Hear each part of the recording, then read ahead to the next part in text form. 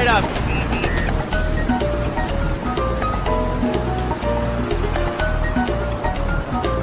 They might not have passed this, might have Taylor off balance. Banks it in with 0.4 seconds left to go.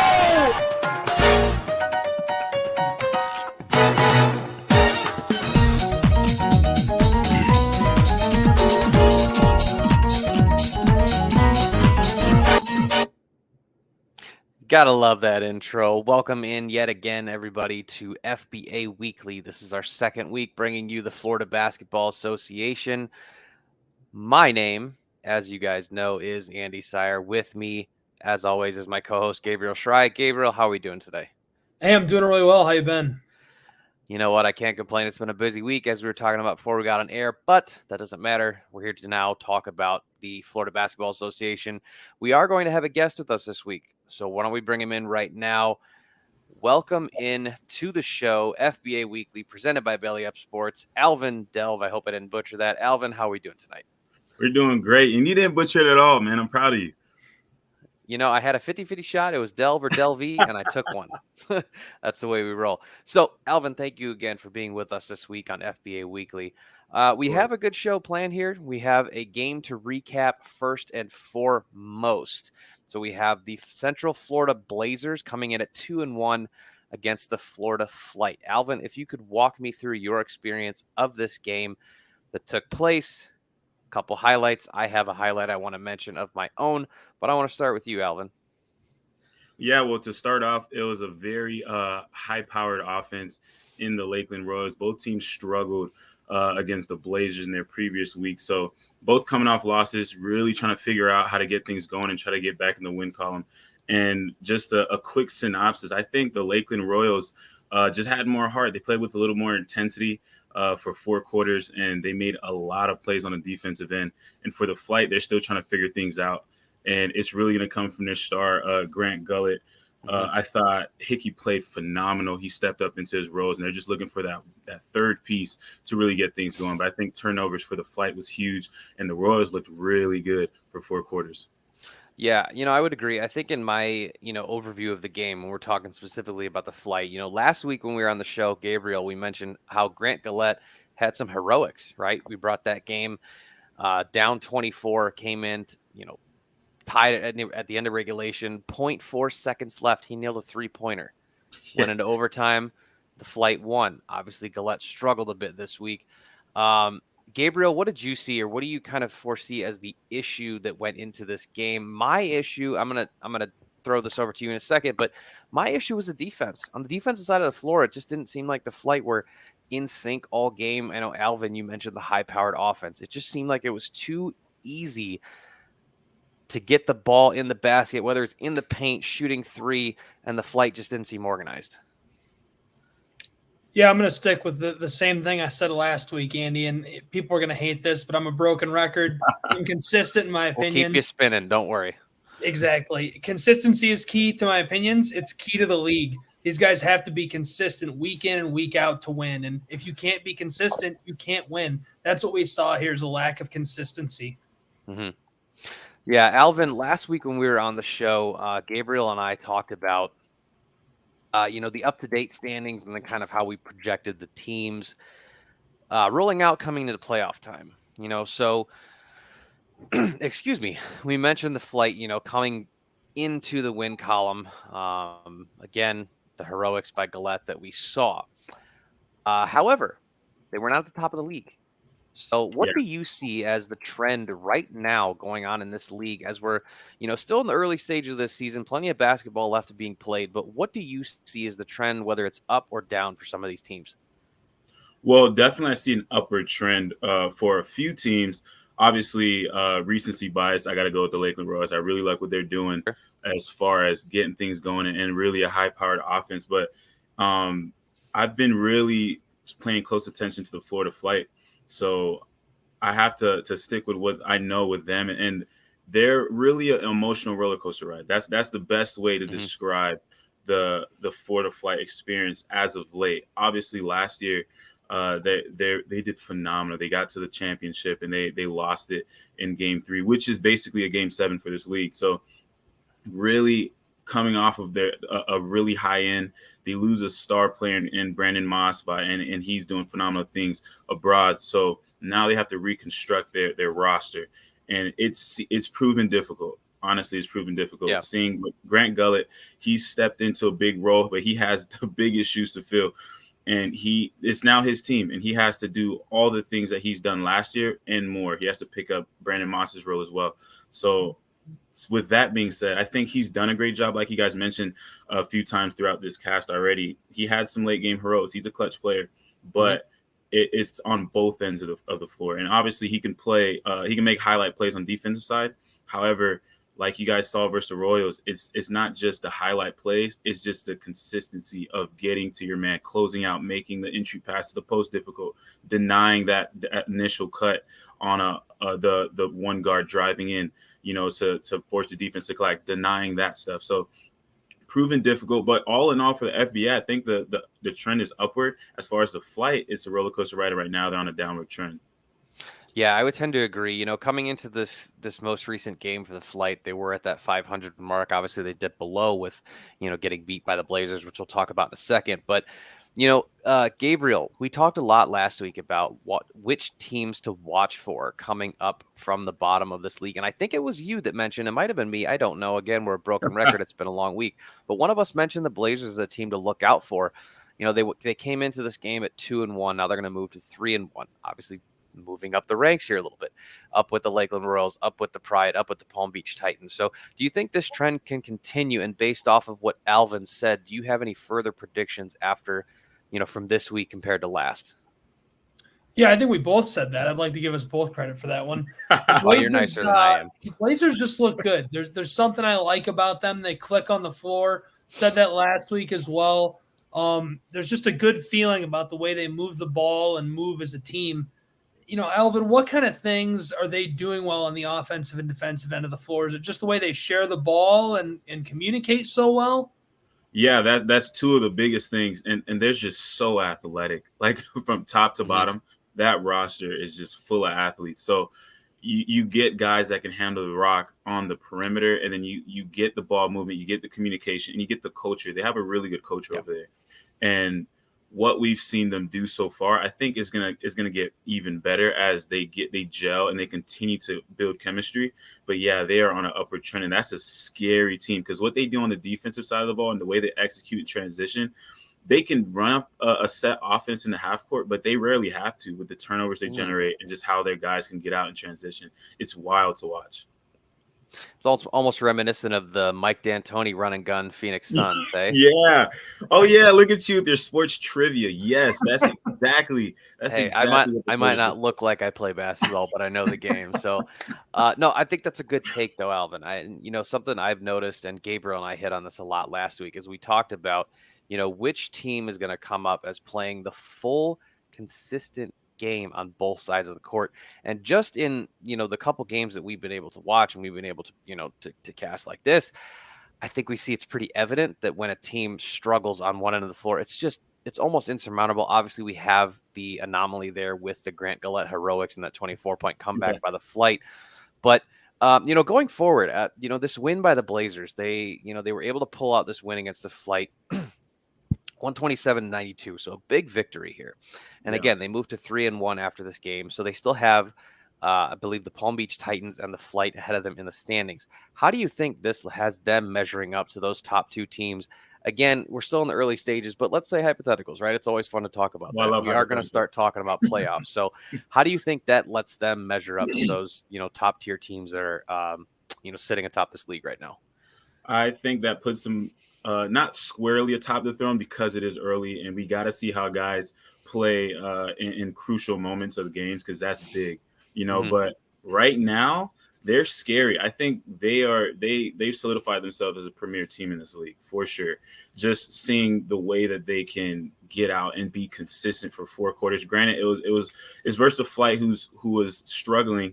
but then they do it again versus the Royals right after, so it's not like they're only doing against one type of team. Like they're doing against another team in the Royals. I think the Royals and the Blazers have a very similar anatomy with big, strong athletes that can run, they can get out, they can execute.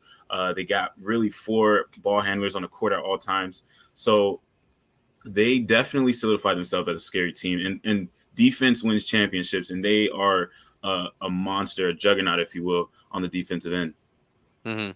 Gabriel, thoughts from you on that one? Not many, not much to add to that. He covered everything I had. Well, come on, you went from a broken record to a stopped record. No, I'm just kidding.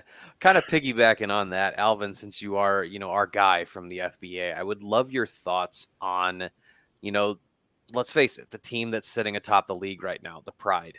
Do you have any thoughts on, I'm going to throw this out there for you. I'm going to put a little pressure on you. Do you have any thoughts on a weakness of this team that maybe might let them come down a couple rungs on that ladder as we move through the season here? And now I'm going to sound like a broken record because you guys kept saying it. Now it's going to be consistency, because it's crazy. Honestly, a tribute to the Pride and the way they were able to flip their season, or really their organization, around from one year, which was last year, being on the bottom tier of the FBA to switching and now being the top, the throne. Like that is crazy turnaround for an off season for an organization. So hats off to the Pride for doing that so quickly. But I just want to see them continue to do it. They played really well, but they have to continue to do this for the rest of the year. And then once we get into playoffs, they're going to really have to hold it. So I like what they brought to the table so far. They've been playing well on both ends of the court. They're a little slower paced than, the Blazers or the Royals. However, they get it done. They're really efficient. They get it done. And now I just want to see how they do it on the second half of the season. Yeah, I like that take. And trust me, you're not a broken record. Nobody can be any more broken than Gabriel and myself on this podcast. So don't even worry about it. Another point I wanted to make, again, we're kind of, a little bit on the Blazer train right now, but I want to talk about this team's length. So in the game that I watched, again, when they played the Flight, it looked like their length and their athleticism were two things that really helped them overtake, especially on the defensive side of the ball, even when they didn't maybe block a shot or intercept a pass. The fact that they were able to be in the lane of the pass or in the way of the shot so many times, just made it hard for the Flight to come back from any deficit. So any thoughts on that, how, this team can use its God-given natural abilities and, how they were essentially made up to, just continue this run, versus making any adjustments on the coaching side from the defensive side of the ball or the offensive side? Alvin, let's hear you first, and then Gabriel, your thoughts after. Well, yeah, you hit the nail on the head. It's really their foot speed is just incredible. So they're not getting beat on that initial penetration, which usually causes defense to collapse, and you get the ball moving around the horn, and you get those easy buckets that way. But they can deny that. They can really move their feet, and they don't. So now they could essentially play one-on-one basketball. Everybody stays home, like meaning all the defenders can be in the passing lane. So when you drive it, you get shut down, and you try to kick it, there's a defender there, and this defender is going to be 6'2", 6'3", with handles that can go the length of the court or move the ball really quickly and efficiently in tight spaces. So their defense leads to a lot of easy buckets in transition, and really they have to fine tune some things. Obviously, they have little lapses in their game, as far as, every team does, and you just want to fine tune that and really make sure they get guys in their spots more often. But as of right now, they're humming, they're firing on all cylinders. Gabriel, over to you. Definitely have to echo that sentiment. Very athletic, and when you have that baseline level of athleticism, that helps you so much on both ends of the floor, because you can afford to make a couple of mistakes throughout the course of the game. You can afford to have not perfect form or not perfect skill on both ends of the floor, but on the defensive end of the floor, that can break you out of a lot of tough situations. Yeah. Boys, let's reference right now, right? We're seeing in the NBA. Yeah, the Boston Celtics. They play better defensively than the Golden State Warriors do. They're longer, they're maybe more athletic, but they use their length to disrupt the ball, right? And I think that, Gabriel, as you and I talked about, with this being a developmental league for guys to continue to get their shot, like that's something that can really push somebody to the next level. We harped again a lot last week on Grant Gillette, but actually that brings up a good point. Alvin, who do you see in this league that could establish themselves as like a front runner for the league MVP? We talked last week about how with the Pride specifically, there's not a guy that's atop any of the major statistical categories, but Yeah. all of their team is consistently in the middle of the road, which again, if you play together and you play consistently, helps you win basketball games. So now, do you see anybody coming right now in the early stages of this season that could be pushing themselves for that end of the year award? Yeah, it's Grant Gullett for sure. Really? Hey, we were right. Yeah. Like you said, there's a lot of guys who really make plays. Like last week, Tyler Williams played phenomenal, and Cyrus Barnes. There's a few guys on different teams that really stand out to me that can make plays. But Grant Gullett is consistently looked upon as the leader for the Flight, and he's gonna be atop those statistical categories just because his workload and what Coach King wants him to do needs him to do on a weekly basis. So Grant Gullett is just, and he's a specimen. He is a specimen. He makes some plays, and you meet the guy, and you're like, okay, this guy just eats 45-pound dumbbells for breakfast. This guy literally, there's no reason this guy should be this yoked. But this dude, I think if there's going to be an MVP, obviously it's early and a lot of stuff can change. But right now, from what I see, I think Grant Gullett has a slight edge. Okay. Well, that makes us sound like smarter casters than we portray. You spoke of Coach King, and that's somebody that I think we should discuss right now, and the coaches in general, right? Yeah. Gabriel, I'm going to throw this one to you first, and then we'll go over to Alvin. So, Coach King's going to come off this tough loss. It's a 35-point loss, which is it's a big number, no matter if you're playing in professional leagues, developmental leagues, whatever.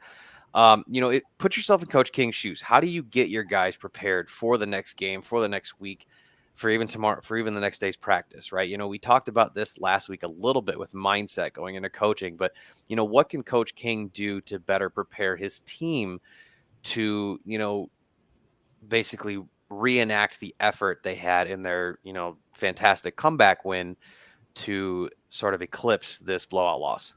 Yeah, I could talk about this for a long time. The first thing I always say when this comes up, I am not a coach. I don't want to be a coach.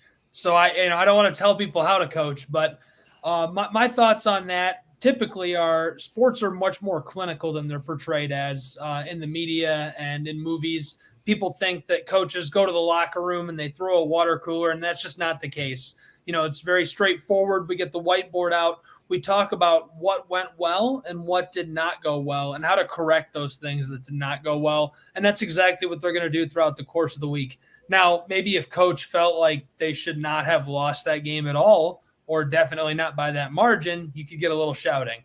But otherwise, I'd like to think it's going to be very clinical, and they're going to talk about those things. They're going to really address what did go well, how they executed on the offensive and defensive end of the floor, and they're going to take the things that led to their downfall and say, this is what we need to fix. This is what went well in our last win. Let's focus on getting that back on track. I like that take. Alvin, over to you on this one. Yeah, that's spot on, Gabe. So to delve into that even more, I would say a key thing if he's going to really break it down, and I've had the pleasure of working alongside Coach King a little bit, so I'm not going to go too deep into his bag of tricks, but I will give a little nugget, and I really think it's going to come from just establishing a culture, and that is going to cure all on a general sense. We talked a lot about their defensive woes and some of the issues they've had with the ball handling and turnovers and stuff of that nature. I think that all comes down to culture. So I think that's going to be the biggest paradigm shift we see Coach King address, especially coming into this week versus the Bobcats. I believe the Bobcats, they're not a bad team. However, they've had some similar struggles as well as the Flight has. So it's going to be a fresh start. They can really focus on their P's and Q's and try to get back right in the win column and get back to that 500 rank, and then try to build some momentum as this season goes on. So I definitely think they're going to have those X's and O's. I don't think it's going to be too much yelling and stuff of that nature, but I do believe it's going to be a huge culture shift. Yeah, I appreciate you sharing a little bit into insight with Coach King too. And I think something we could all take away from this too is we've all been athletes or been around athletes, and we understand that, in the early going is kind of when you want to get your kinks out, kick the cobwebs loose and make sure that, hey, now is better to do it than come playoff time. playoff time, we need to make sure everything's a well-oiled machine. So, Gabriel, I'm going to throw this one to you right now. What are your predictions going forward for a team like the Blazer? I know we talked about it a little bit, but I want to just kind of end the Blazer talk with this. The Blazers have momentum. They have upswing to get to the top of this league. How can they stay on this high note and not have that lull that we saw the Flight have going from comeback win to blowout loss? How can they avoid, kind of that same mountain aspect of, you're always on a mountain when you fall, so to speak? Well, I think they're going to have a tough time keeping their momentum going. Alvin, they had a game canceled due to the storm, didn't they? They had a game postponed over the weekend. So that's tough right there. I don't care what level of athletics you're playing at, if it's high school or the NBA. When you have a game kicked down the road like that, that's tough. And to carry your momentum going forward is going to be hard. So hopefully they have another game on the schedule coming up soon and they can keep the swing of things going. But honestly, we've talked about the Blazers a lot so far in this episode, and I think we've been spot on. I think they're very, very talented, very capable at both ends of the floor. They're going to continue to be successful at both ends of the floor. And if they can keep that momentum going and continue to be consistent, meaning showing up to practice and executing what they practice during the games, because it's hard. We talked about that too last week, Alvin. I mean, these guys are working full-time jobs, most of them, in addition to playing professional basketball. That's a lot. Yeah. Man, you might not want to be a coach, but you sounded like one right there, Gabe. Yeah, you really pulled out your Blazer shirt and tie. Not happening. So, Alvin, you also mentioned, in the early part of the show here, you mentioned the Lakeland Royals. Okay, obviously they're sitting atop the league. Probably one of the 2, maybe 3 most consistent teams in the FBA. Yeah. How can they keep pace with the Pride? Gabriel and I talked about the teams kind of in a vague manner last week of how the top teams can stay atop, but let's talk individual here. The Lakeland Royals themselves. Give us a little bit of insight, if you can, on what this team does well, maybe a chink in the armor, so to speak, if there is one from your vantage point. Wow, from my vantage point, there was really, if there's a kink in the armor, it's real small. Coach Thornton has these guys rolling. Like it is insane. Just the skill, the individual skill from each player. Ivan Smith, 6 foot 170, when the game probably threw down, like in warmups, I was watching this dude throw it down with his forearm at the rim. And I'm just looking like these guys are crazy athletic. And he got a couple lob opportunities. I think he got 2, but they're throwing lobs like no one's business. So Ivan Smith in ISO, he's phenomenal, like really scary, Kyrie-esque. Cyrus Barnes, this man is a true point guard. He can get wherever he wants to on the court. Coach King blitzed him on double teams, and he was just making him look silly with the ball on the string. It's like a yo-yo to him. And he was getting everywhere he wanted, and he's facilitating. He's really trying to get his guys involved. And when he wanted to score, he did. There was no stopping when he wanted to score. It was just whether he felt like it or not. And then Tyler Williams, he's their J.R. Smith when J.R. Smith was on the Nuggets. Like he's that. Like that's the vibe Tyler Williams gives me. He's so athletic. He can knock the shot down. He's just, before the game, he's telling me, yeah, I'm going to knock down a couple of transition threes, and when I do, I'm gonna look at you, he's flamboyant. He knows he's a baller, and he tells you he's gonna do it. But then the part that really got me excited was the fact that he did it. He actually went down and did the exact thing he told me he was gonna do. And he was a great guy. Like, he's a good dude, but just hearing that confidence and seeing the confidence that they play from top to bottom, it was insane. And then Gio Acevedo, that man, he's a smaller guy, 5'8", 160, but just like everyone else, he can get wherever he wants on the court. He's getting downhill. He's challenging Grant Gullett at the rim. And Grant Gullett's 6'6", about 225, 230. So it's not like, it is a clear discrepancy in height and weight. So their attack mindset is what really separates them, in my opinion. And then obviously on the defensive side of the ball, they're so athletic, they're smart, they play as a unit, they move as a unit, they get turnovers, and then they're electrifying. They can ISO you up, but then they also look for each other. So the Royals are a scary team, especially the better they get, the more chemistry they get. And as the season goes on, if they can stay together as a unit, keep egos in check, I think they're scary. They are really, really scary, and they deserve to be atop the throne. I agree, and I love your comp for Tyrus Williams with J.R. Smith, because that's a first of all, Nuggets J.R. was an absolute problem for the NBA. He was a monster. But what I think people let go unnoticed is that J.R. Smith is your prototypical, hey, I know what my role is, and I'm going to do it to the best of my ability. And that's a huge compliment to Tyrus Williams. He knows what his role is. He knows what he's supposed to do, and he does it to the best of his capability. So phenomenal comp there. Gentlemen, before we wrap up, we have to get into the most important things coming up. And this is going to be thrown to Alvin first. So Alvin, coming up in the next week, throw us some predictions, throw us some things you see happening, and what's the news that is to come in the FBA this coming week? Well, so I'm going to keep it more Florida flight based, just because that's what I'm more privy to.